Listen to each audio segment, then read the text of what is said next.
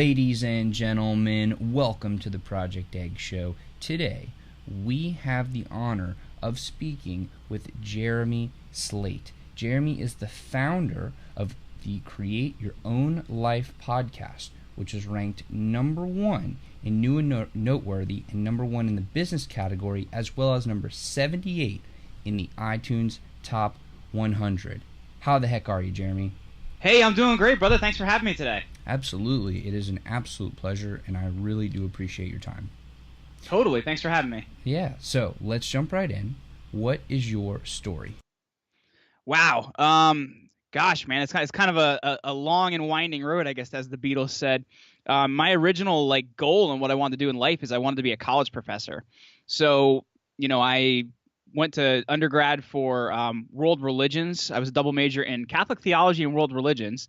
And then I studied in Europe at New College, Oxford. Got my master's in ancient history, which I found out when I graduated was an apparently very, very not marketable skill. So the job market, needless to say, when I got out was not very exciting.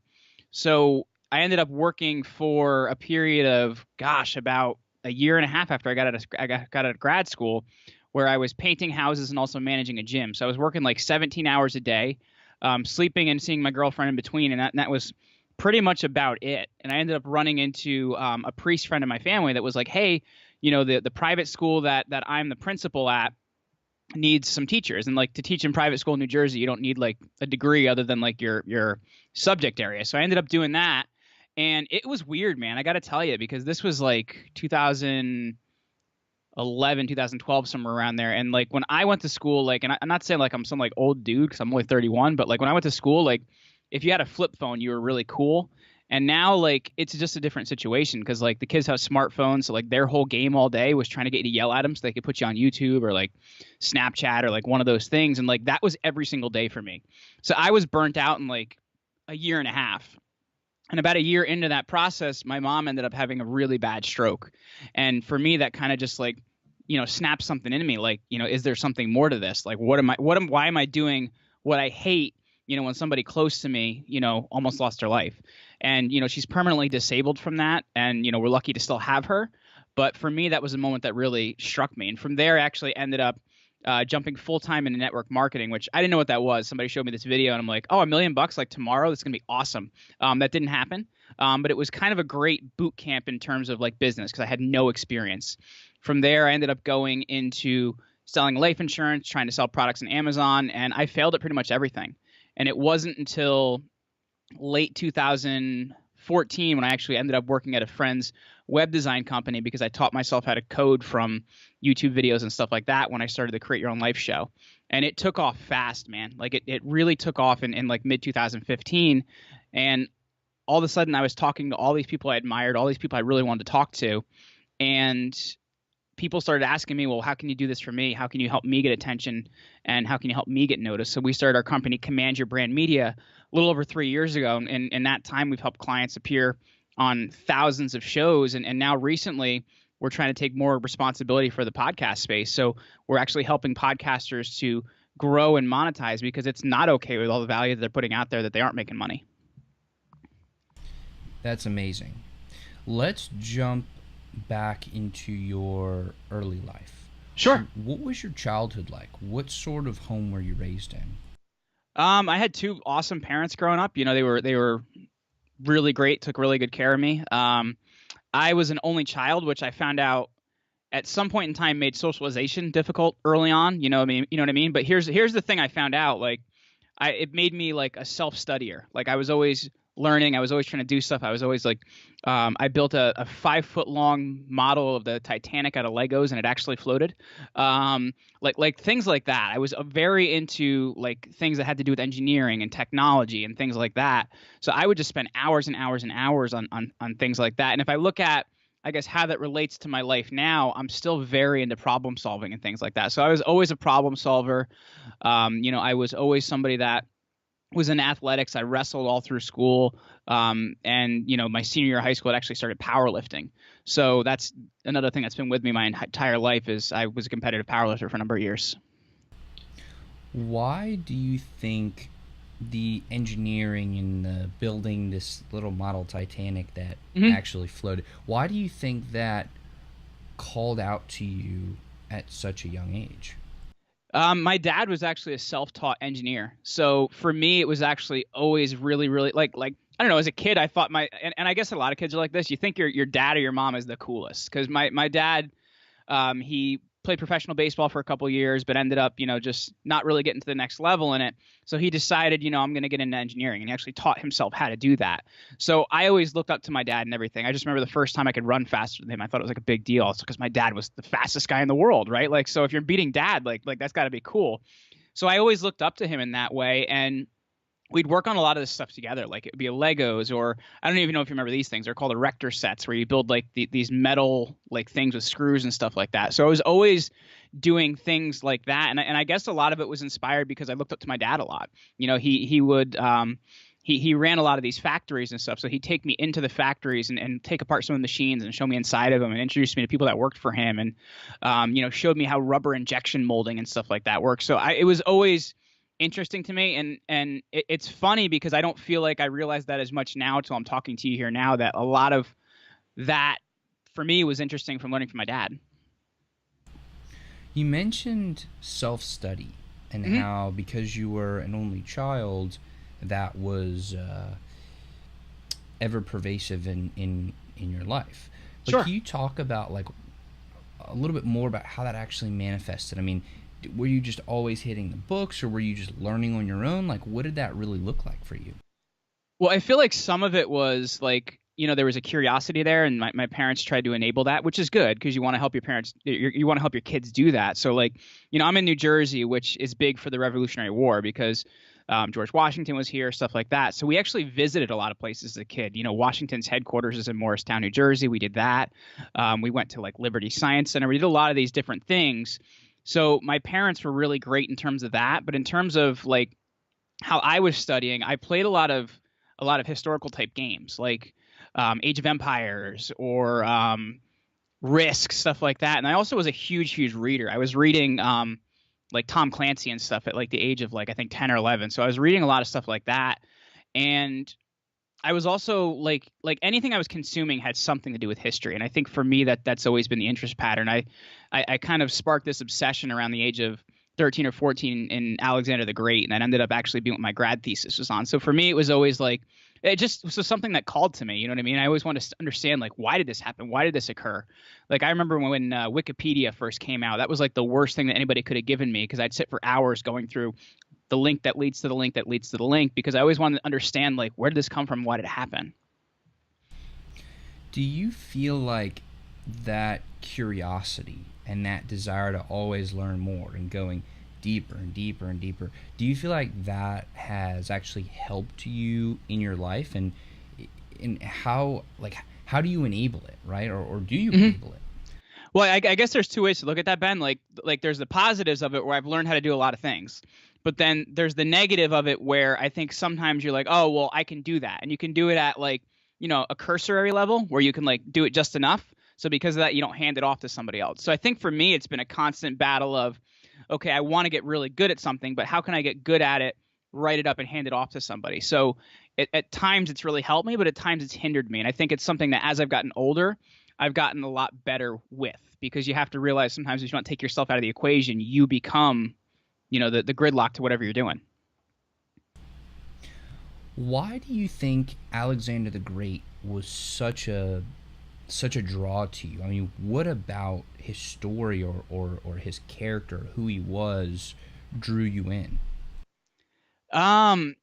There's a legend about Alexander the Great that, because first of all, I absolutely loved the Iliad, and the Iliad is the story of Achilles and Hector and all that kind of stuff. And there's a story about him that he actually slept with a copy of this under the pillow because he was obsessed with it. So he wanted to be this historical character, and I was just like, wow, that's pretty cool. So for me, that always like drew me in, and I'm always like very interested in that.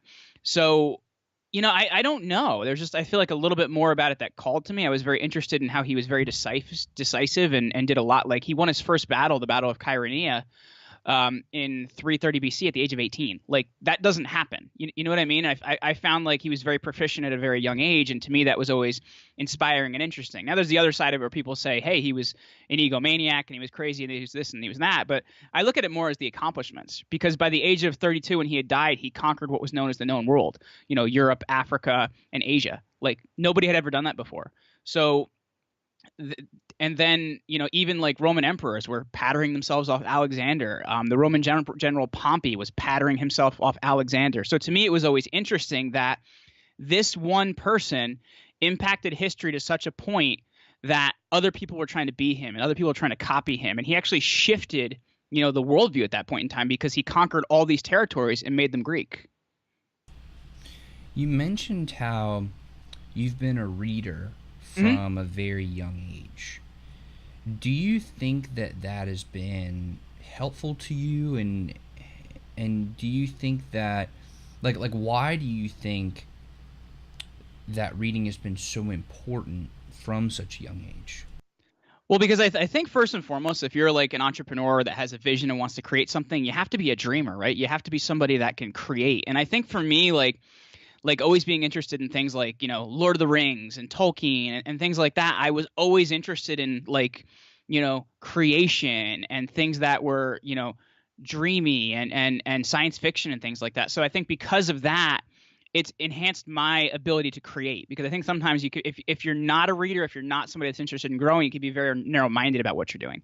So for me, it's made me look at a lot of different things as, okay, well, what's the possibilities with this? Or what can I do with this? Or what can I create with this? Rather than like, oh, that's a book. Cool. Awesome. Let's get another one. Like, and I think a lot of times people look at something for face value and not the opportunity it can create or what you can do with it. And I think as somebody that was consistently a reader, and I'll say a reader of fantasy and science fiction, like, because for me, that was a lot of what I was reading. And also like, you know, political fiction and stuff like that. You create a certain viewpoint, which is something I've kind of carried with me through my life. You also mentioned how you played a lot of video games when you were younger. Did that kind of fall on that same channel of like you got to create through that or learn or expand your mind, or why did video games draw you in? So I guess to expand on that, like I really wasn't a huge video game player per se, but like games that I played would be like Age of Empires and stuff like that had to do with like conquest and things. You know, like even now, like I haven't bought a video game system since PS2 came out. So what was that, like, you know, like 15 years ago. So I wasn't always a huge video game player, but it was more like games that would have been like, it could have been a board game as well, like strategy type stuff. So to me, it was learning about strategy. It was learning about what will your opponent do? What, you know, what's the broader, you know, ramifications of what's going to happen here. Because if you're looking at a lot of the games I was playing, they were either strategy games or war games or stuff like that. So you have to think of, you know, what's going to happen in a few minutes, a few hours, a few days, a few weeks. And there's bigger ramifications you have to think of with that. So for me, that's, I guess, really what I was getting out of that. You mentioned how because you were an only child, that you had some different experiences with socializing than maybe some other people did. Can you talk about what specifically those struggles were, and then how you've worked to really move through that? It was difficult to like get into groups as a kid. You know what I mean? And the reason being because like, so my mom was a beautician, so like she always like had me in the shop and stuff like that. So like I talked to adults all the time. So like I was good with adults. I could handle like talking to adults and things like that. It was kids I was really having trouble adjusting with.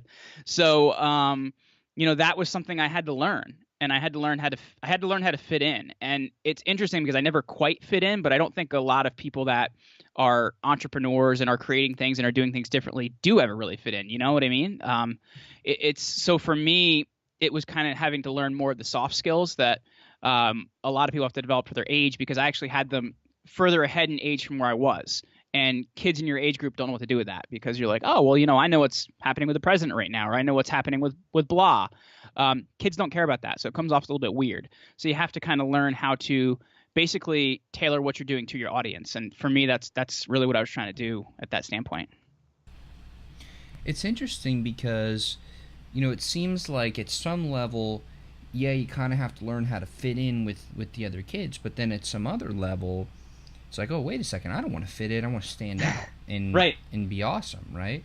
Yeah. So is that still something that you work, you're working through, or like, what are your thoughts on that?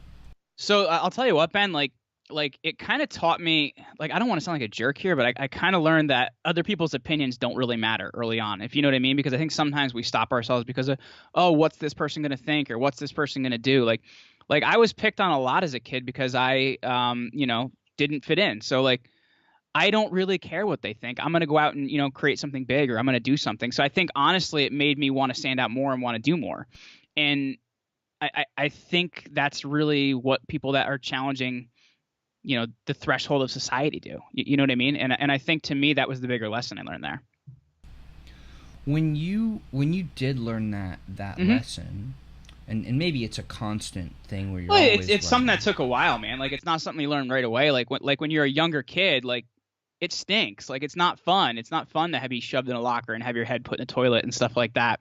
But you realize it's interesting because you look at those people that were doing that when you were younger, and they're the ones that aren't doing anything now, if you get what I'm saying. So it's like understanding, okay, this is their game, that's where they're at, I'm going to go create a bigger game and do something bigger. So it's something that's a learning thing. Like it's not something you get right away, man.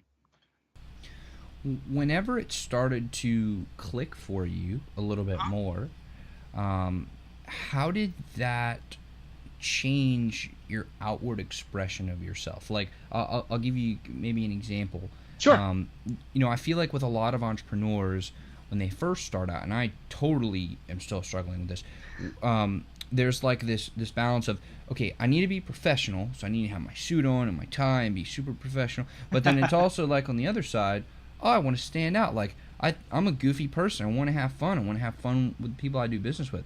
How did you balance that, and what did it look like for, or maybe you didn't balance it, but what did that look like for you when you kind of broke through that dilemma, if you will? I don't know that was ever really a dilemma for me, because I was just kind of like, I am who I am, and I'm not really going to change that for anybody else. So for me, I was always just being me. It's just the matter of, I was getting some backlash when I was younger, but it's interesting, right? Like you put yourself out there, you get some backlash, right? So you put yourself out there again, you get some more backlash. You put yourself out there and out there. Eventually you start getting less and less and less and less. And that backlash actually turns to admiration. And I think really it's the ability to continue saying, all right, I'm going to put myself out there. I don't care what they say. I'm going to put myself out here. I don't care what they say. And you have to understand, you have to continually be doing that, because it's amazing when you do that for a long period of time. It will turn around and turn to admiration, but you have to be willing to do that. And I think a lot of people aren't willing to stand through that. Is that something that you see is a common obstacle for your clients who have podcasts? Not really, because we deal with a lot of people that already want to be out there. You know what I mean? It's a lot of times by the time they've gotten to me, they're like, hey, I want to be out there. I want the attention, man. This is awesome. Let's do it. You know what I mean? I feel like once you've already made that decision to go in entrepreneurship and you really start doing something, you stop caring as much, because you get a lot of backlash early on. Like when I started my first business, which I had mentioned, he was a network marketing business. One of my best friend at the time, who was my cousin, said to me, I see what you're doing, and I'm going to have to do whatever I have to do to see you fail. I'm like, dude, that's like not cool. We haven't talked in, 8 years now.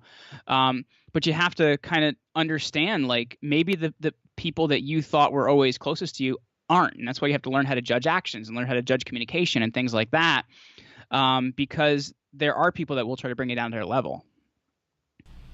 When you were going through high school into college, how did you view yourself? Like, how would you have described yourself to another individual? Oh gosh, man, this is difficult to describe, because I was a kaleidoscope of things. I was a big muscly nerd. I'm 5'7". At that point in time, I was like 210 pounds, because I was lifting some really heavy stuff. But I was like smart as anything. So it's like I'd be in class and they'd be like, oh wow, the muscly kid's answering questions, and I was like leading conversation and stuff like that. So I was kind of like I guess what you would call a dichotomy of different things. Like I was a few things that just didn't seem to match up, because usually the ones that look like that, you don't think are intelligent, and the ones that look like they're intelligent, you don't expect them to be the other way. So for me, that's kind of how I was, and a lot of kind of how I still am. I've just kind of slimmed up a little bit. Why did powerlifting? I believe that's what you said. Yeah. Why did powerlifting call to you? Like, what made you want to get into that? Um, so I was a wrestler first and foremost. So we worked out and whatever to do that. Any other sport other than baseball, I had no coordination whatsoever. Like, so the thing about weightlifting, man, is those weights, unless I move them, they don't move. So that's pretty good. So that was something that I could incrementally get better at. It was 5 pounds here, 10 pounds here, 15 pounds here. So like to be able to do something like that, it was something I could control and something I could make a regiment around. And I always felt pretty darn good afterwards. You know what I mean? And you would see your results after doing that. So I think it was the gratification, the better feeling about yourself, and really that I enjoyed the competitive nature of it, because I'm naturally a very, very competitive person. So one of my workout partner in my early 20s ended up going professional in bodybuilding. So we would kind of like, compete against each other. Well, you just did that. Okay, well, I'm going to do this. Or you just did that. Okay, I'm going to do this. So I think for me, it was always like a competitive thing. And it's still a competitive outlet for me, even though I don't work out with anybody else now. It's, just kind of me solo doing my thing. As you're progressing in all of your different areas, right? You have your physical, your intellectual with your reading and your business, your emotional, and all these different avenues. Do you find that you progress like steadily, or that you make big leaps at a time? So I think with anything, right? Like you make your big leaps in the beginning, like like with weightlifting, like you're gonna get really strong really fast, and then you're gonna hit a plateau. And I think it's that way in anything. And then it becomes an incremental change. Like, how can you slowly do that change? And I think that's why consistency is like the most vital thing. Because even what I look at with my podcast, I had 10,000 downloads in my first 30 days, which isn't bad. Like, like that's really good. And it continued to slowly build on that. But then it became the consistency, because, even now I'm still booking guests that I was trying to book 4 years ago. Like we just had Guy Kawasaki on the show, and I just had Dave Asprey on the show. So these are like people that I had to follow up with for a very long time to do that. So, you're going to have your leaps in the beginning, but it's the consistency that creates that incremental change, which is going to get you there. Because I think the whole idea of, the overnight success in anything is just bullcrap, man. Like it's just not true. It takes time. It takes practice. It takes, consistently getting that, what Malcolm Gladwell calls that 10,000 hours, man. As you were going through and you were trying different things, and you were in school, and then you were working for some other businesses, at what point, or rather, what made you say, "That's it, I'm starting my podcast. This is the thing"? Yeah. So in 2015, well, first of all, my college professor in like 2009 had got me listening to podcasts. So I've listened for like a long time, when it was like you had to be like really committed to find them. And it was something that I always just entertained myself with. And I was always like, I'm going to start one, but it's hard. Oh, I'm going to start one, but it's hard. So it was finally like in 2015, I spent a month in Peru. And that was for Rotary International. We did this like really cool trip. I went all over the country and spoke and whatnot. And I was like, I'm finally going to start that podcast. I came back and I did it, and it was crap. It was literally horrible. I ended up quitting about 60 days in, but I took that leap. And I think you have to take that first big leap.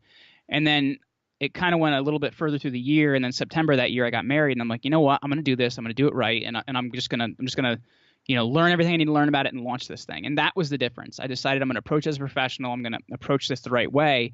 And I think it really was just not seeing success at a lot of things that I finally decided, okay, well, what am I really good at? I'm really good at learning and teaching. So let's do that. Let's do that in this way. And I decided I'd just be the ultimate student. And that's what podcasting allowed me to do. I started asking questions that I know people in my shoes would want to learn. And it was interesting because a lot of people wanted to hear the answers to those questions. So for me, it grew really, really fast off of that.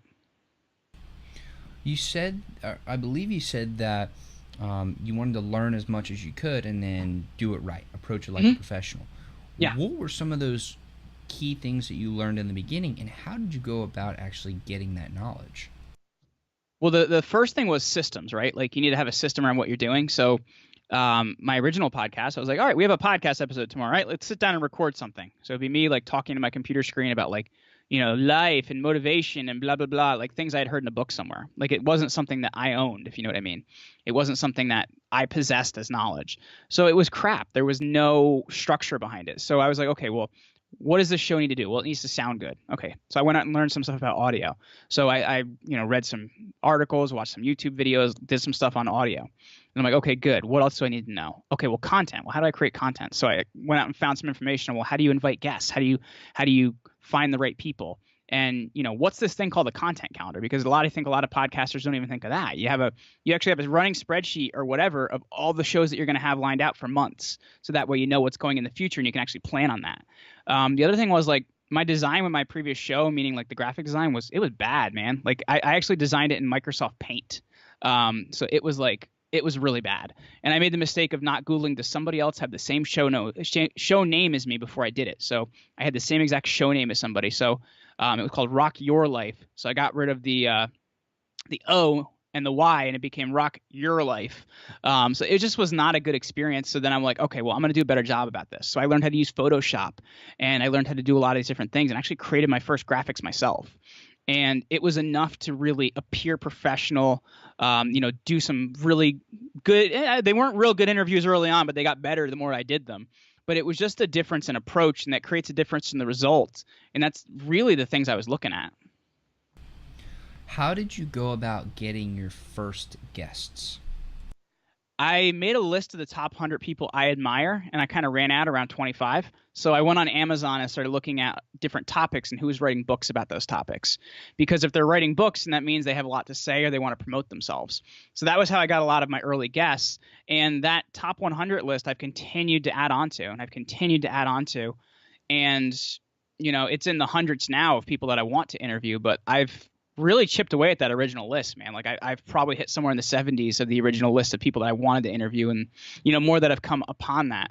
And I've learned a lot more as I went along about like different ways to contact, like different people to talk to and things like that. Like, for example, if you want to book somebody for a podcast, you never want to talk to their speaker booking agent, because speaker booking agents get paid for appearances. So you don't want to talk to that person.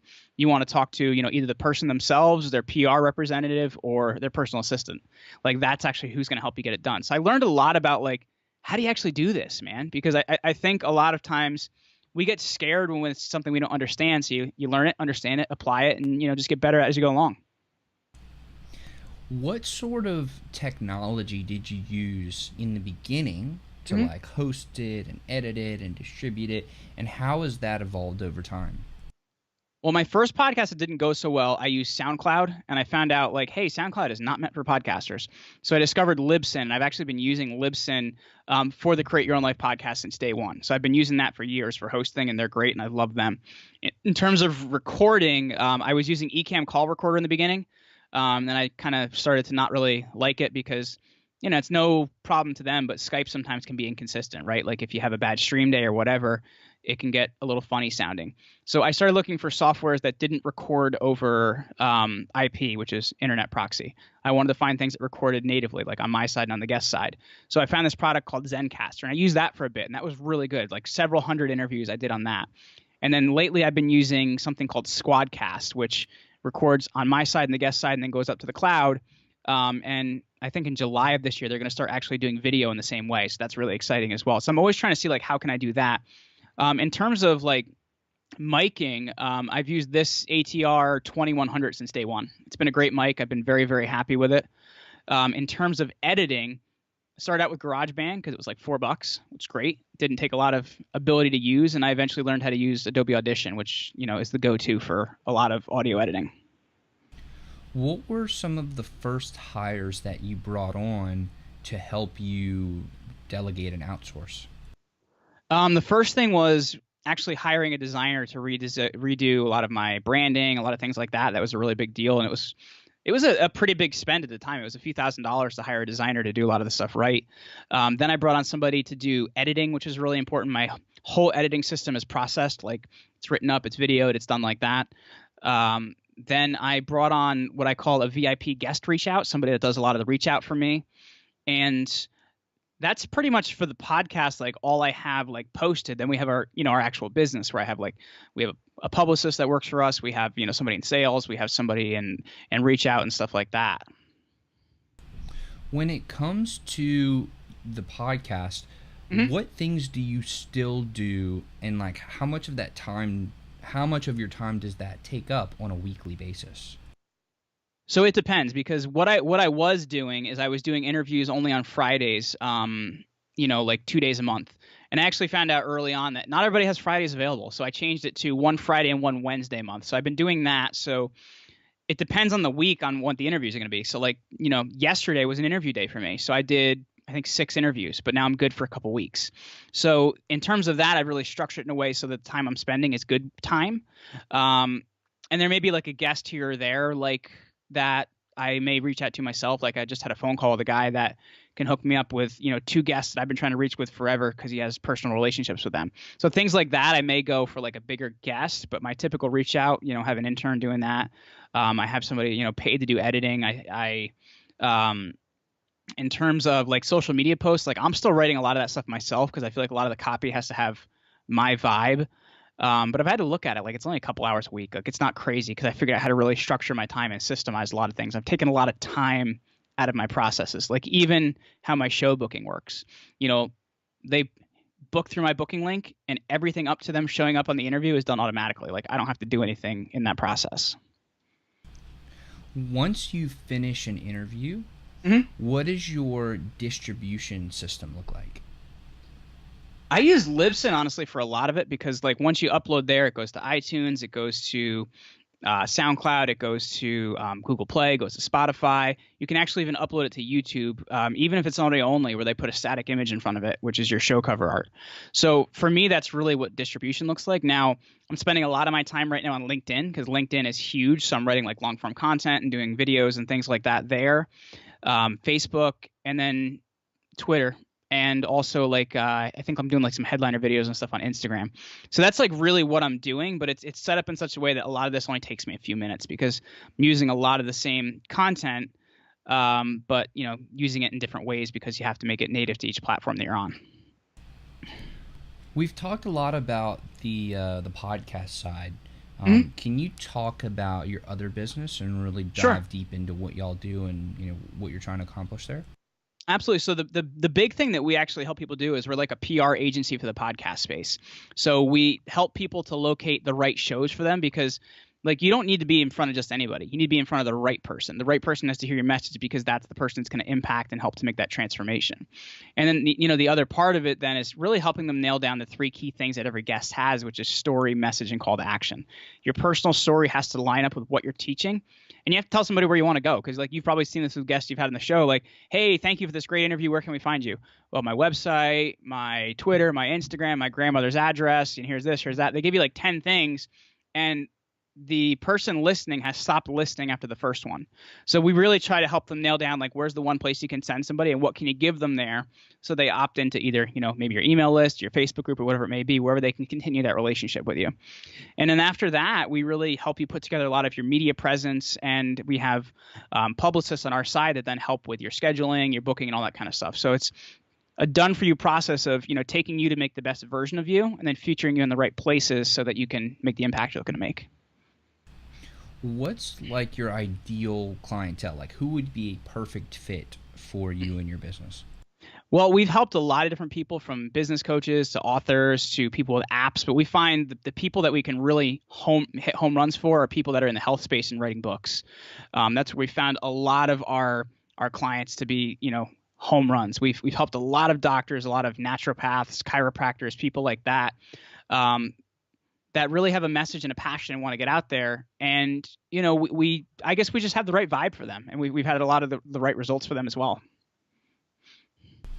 So as you're doing all of these amazing things, like you have a top podcast, you have an awesome business, you're helping a lot of people, making a huge impact. What's been going on in your personal life this whole time? I've been married since 2015 to the woman that I've been with almost 10 years now, because we dated for a really long time. We're engaged for a long time. Had a baby in October of last year. Well, I didn't. She did. It would be impressive if men could have babies. And she's she's over 4 months old now. We're just getting ready to take her on her first vacation, actually next week, to Rome and the Amalfi Coast. So, really, really excited for that. And we do a lot as a family. My wife is my business partner. She's my best friend. So it's just kind of, we're together a lot and we love it. We're always doing stuff, skiing, all that kind of fun stuff. What does the future hold for you?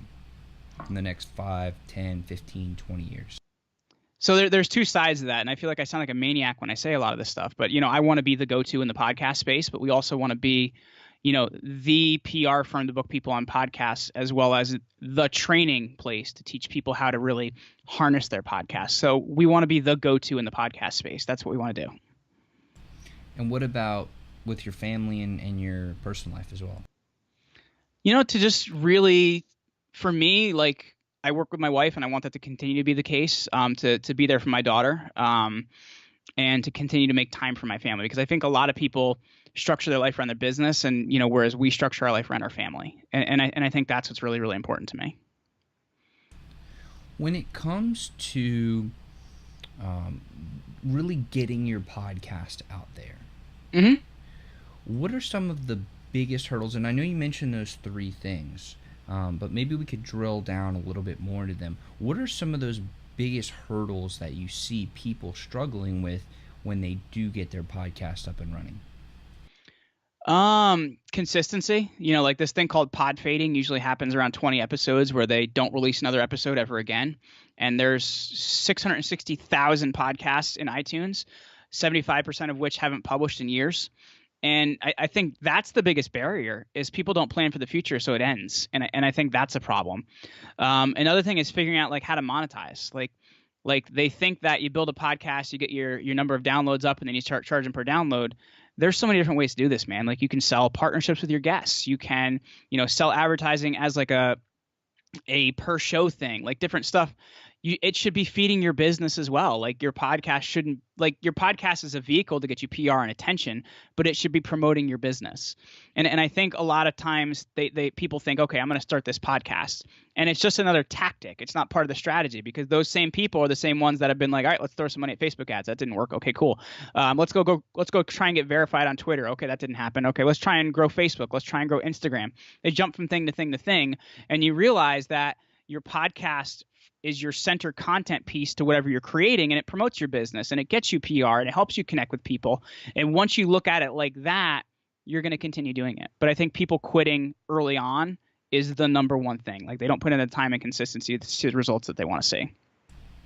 When you first start working with a new person who's doing a podcast or hosting a podcast, what are some of the first steps that you take in order to like understand exactly what's going on in their business? So we're talking about like the podcast side rather than the guesting side? Okay, yeah, cool. Podcast side. So we kind of look at like, what's the product that your business creates? Because I think a lot of times people are like, all right, here's my podcast. How do I monetize it? Well, we need to look at how can we connect this to their business. And I think a lot of times you're going to find the two brands aren't aligned. So you need to find out first and foremost, how can you align those brands? The other thing that I find as well is people aren't trying to interview a high caliber of people on their show.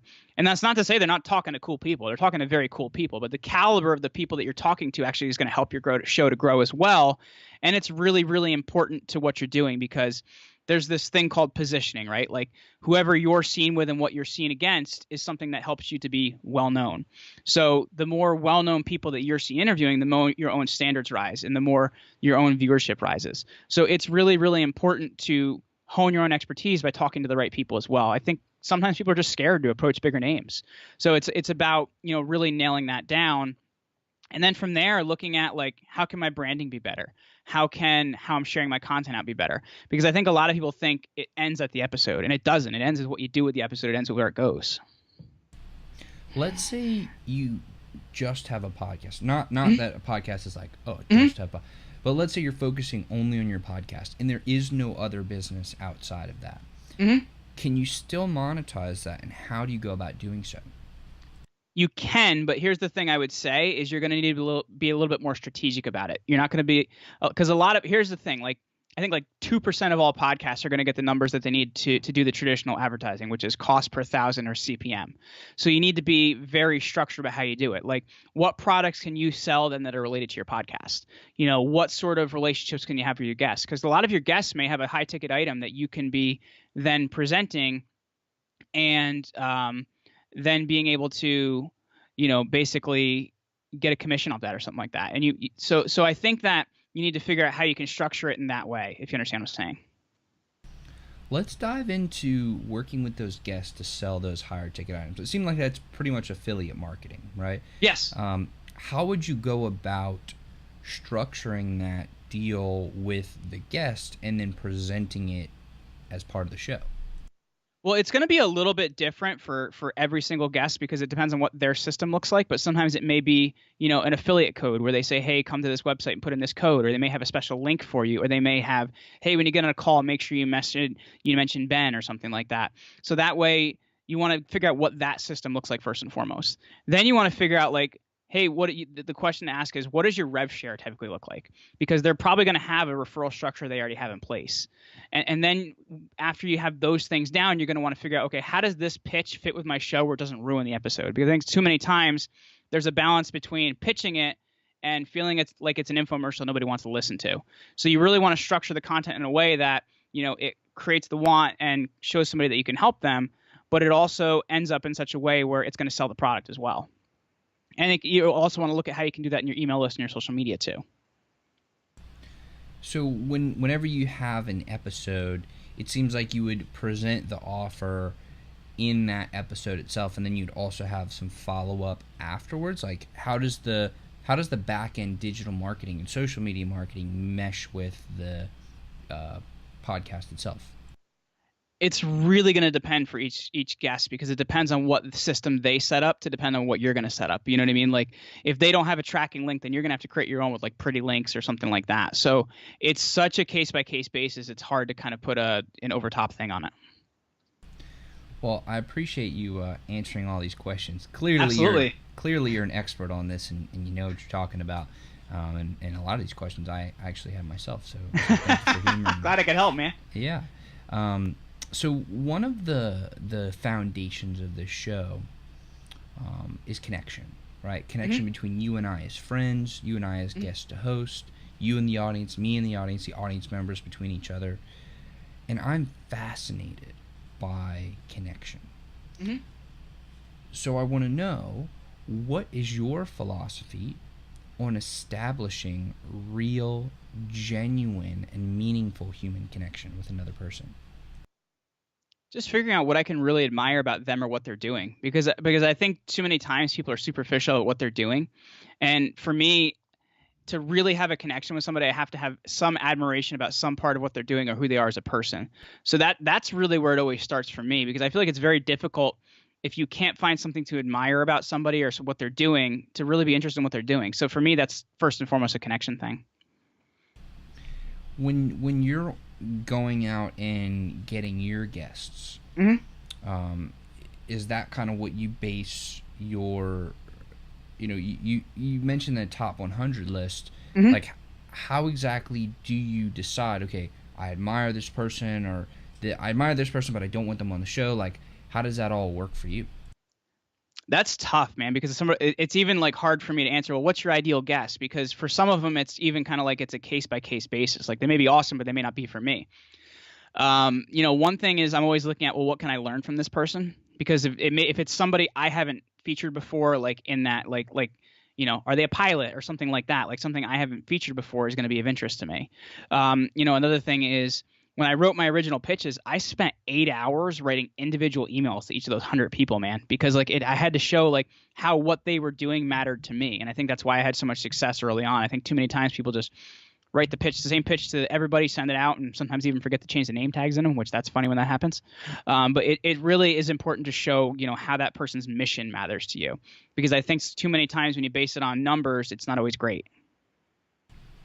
When you are interviewing somebody who is just an absolute rock star, just totally let's say it's your biggest interview, right? Sure. How do you go about making sure that they leave that interview saying, man, Jeremy, that was the best freaking interview I have ever had? Gosh, I feel like that's so hard to answer, because early on I did tons and tons and tons of research on guests, and I feel like more or less you like kind of learn how to wear your hat as an interviewer. You know what I mean? Like you kind of learn how to ask the right questions and continue that curiosity line. So for me, it was just continuing to hone my craft and getting better at it. And I feel like after I did 200 interviews, I felt like I was pretty good at it at that point. And then it's just making people feel comfortable when you talk to them.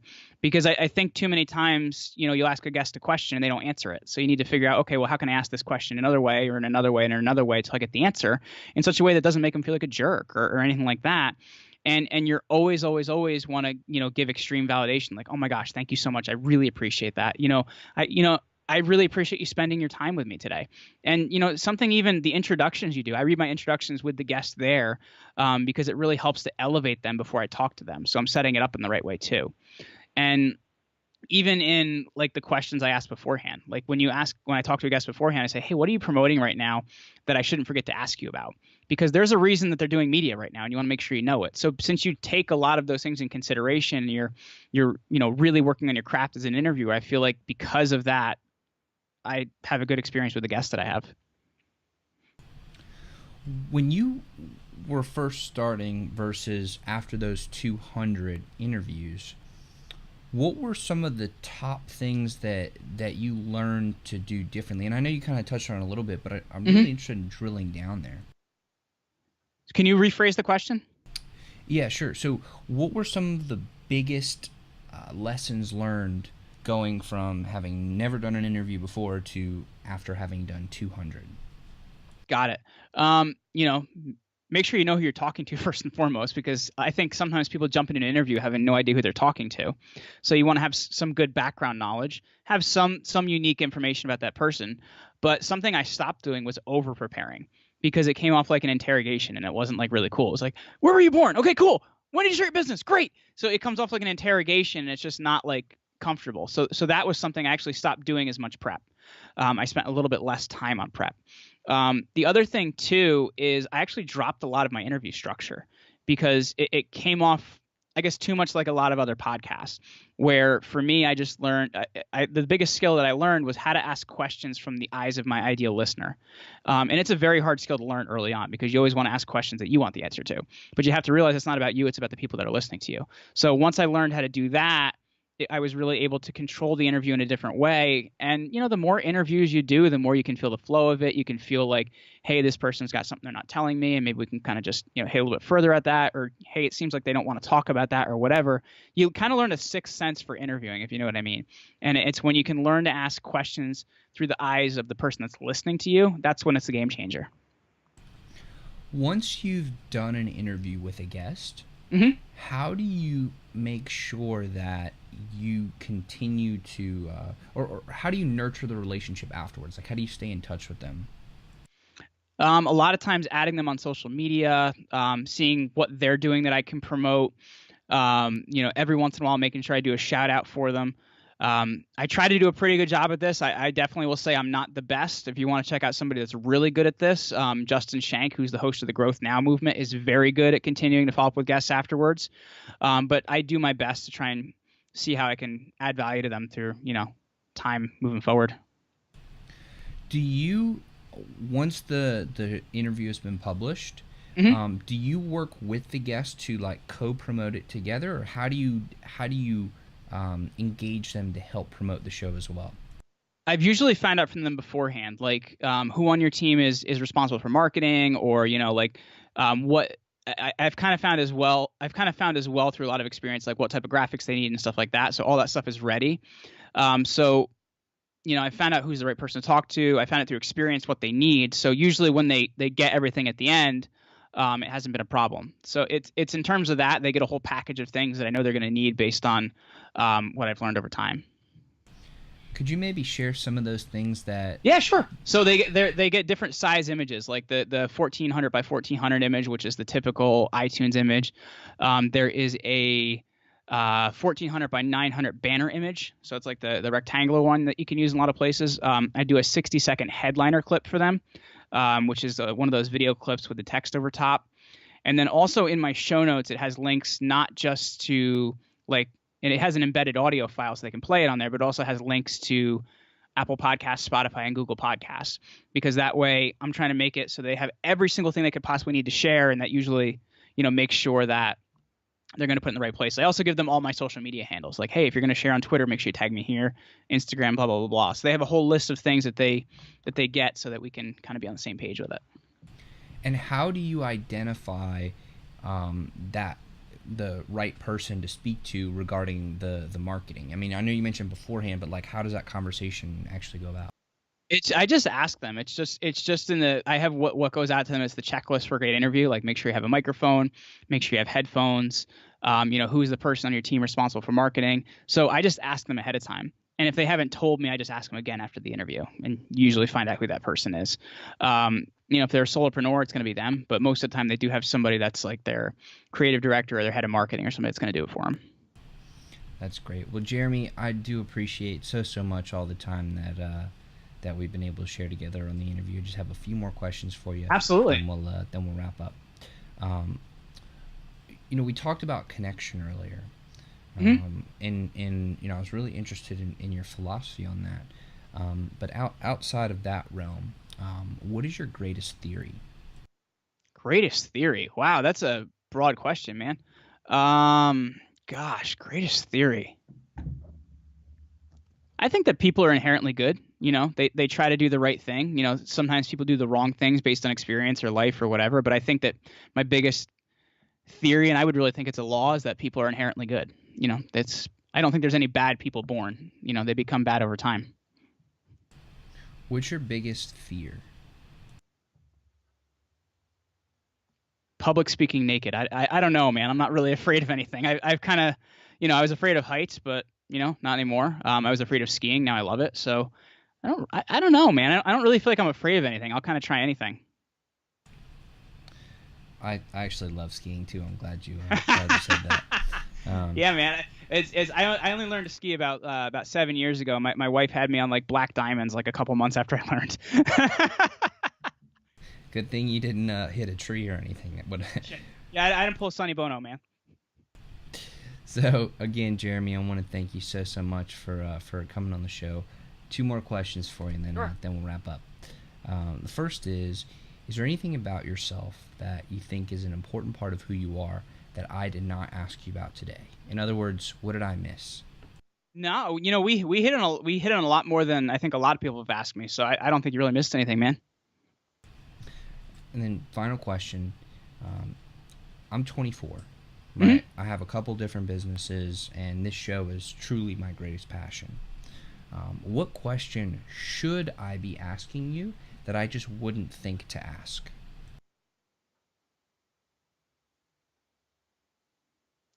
My favorite question I'd ask all my guests, and that's what did you believe at 21 that you don't believe now? Can you please answer that question?